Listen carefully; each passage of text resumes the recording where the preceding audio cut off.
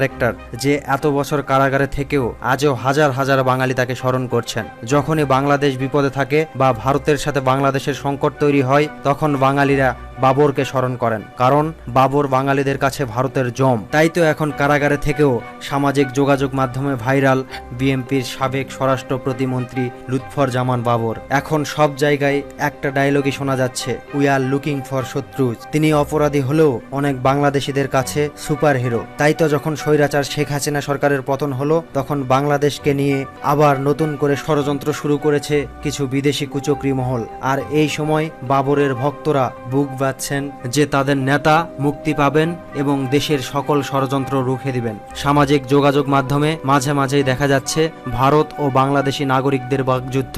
আর এই বাকযুদ্ধে বাংলাদেশিরা বাবরকেই ঢাল হিসাবে ব্যবহার করছেন, কারণ ইতিহাস বলে বাবরকে নাকি ভারতীয়রা ভয় পায়। এর পেছনে আছে এক অন্যরকম ইতিহাস।